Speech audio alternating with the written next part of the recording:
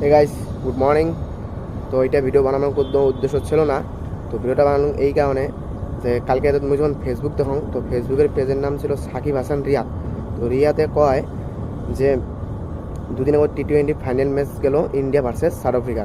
তো সাউথ আফ্রিকার player David Miller যখন সিক্সটা মারে, তখন সূর্যকুমার যাদব ক্যাচটা ধরে। আর ক্যাচটা যখন ধরলে তখন কইলো যে সূর্যকুমার যাদব যখন ক্যাচটা ধরার পর ওই রিয়াদে বলে যে বাউন্ডারি নাকি পাশে দিছে, মানে এটা বলে সেটিং করছে ইন্ডিয়া। তো তোমরাই শোনো কি কয়, ঠিক আছে? কালকের ফাইনাল ম্যাচে সূর্যকুমার যাদব ডেভিড মিলারের যেই ক্যাচটা ধরছিল লাস্ট ওভারে, ওই ক্যাচের ভিডিওটা যদি তোমরা ভালোভাবে দেখার চেষ্টা করো তাহলে আমরা দেখতে পাবো যে বাউন্ডারি লাইন যেইখানে ছিল সেইখান থেকে পিছনে করে দেয়া হয়েছে। এইটার প্রমাণ হচ্ছে এই দাগগুলা তখনই হয় যখন ঘাস মরে যায়, আর বাউন্ডারি লাইন আসলে এইখানে ছিল। এইখানে থাকার কারণে বাউন্ডারি লাইনের নিচের ঘাসগুলা মরে গেছে আর মরে যায়, এইখানে বাউন্ডারি লাইনের দাগ তৈরি হয়েছে। বাউন্ডারি লাইন যদি এইখানে থাকতো তাহলে এটা 6 হইতো, কিন্তু বাউন্ডারি লাইন পিছনে করে দেওয়ার কারণে এইটা আউট হয়েছে। এখন জানি না কে পিছনে করে দিছে, আপনারাই জানেন ভালো। ঠিক আছে, বাউন্ডারি পাশে দেওয়া আছে ভাই। হ্যাঁ, তাহলে দেখ এটা কি। তো তোমরা এই পিকটা দেখলেন, এই পিকটাতে কিন্তু সেম বাউন্ডারি, মানে ফাইনালে জোনটা বাউন্ডারি ছিল, তো এর আগে পাকিস্তানের সাথে খেলা হয়েছে, পাকিস্তানের কিন্তু সেম বাউন্ডারি ছিল। মুহূর্তে মনে হয় এই ইউটিউবটা খালি ফাইনাল ম্যাচ দেখছে, অন্য ম্যাচ দেখা নাই। নিঃসন্দেহে তুই ঠিক কথা বলেছিস। সেদিন যদি সাউথ আফ্রিকার সাথে ইন্ডিয়া যদি হারতো, তাহলে যে বাংলাদেশে কত রোস্ট হতো।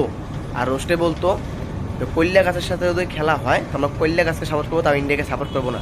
কারণ এর আগে তোমরা দেখির পাইছেন যে বিশ্বকাপত ইন্ডিয়া আর সাউথ আফ্রিকার খেলা ছিল, তা ইন্ডিয়া হারলে ফাইনালত। হারার পরে কী বললো, বলে যে কলা গাছের সাথে যদি খেলা হয় কলা গাছকে সাপোর্ট করবে, ইন্ডিয়াকে সাপোর্ট করবে না। ঠিক আছে, এইরকম ইউটিউবারের জন্য পুরো বাংলাদেশ রেকর্ড খারাপ, আর একজন ইউটিউবারের জন্য সব ইউটিউবার খারাপ হয়ে যায়।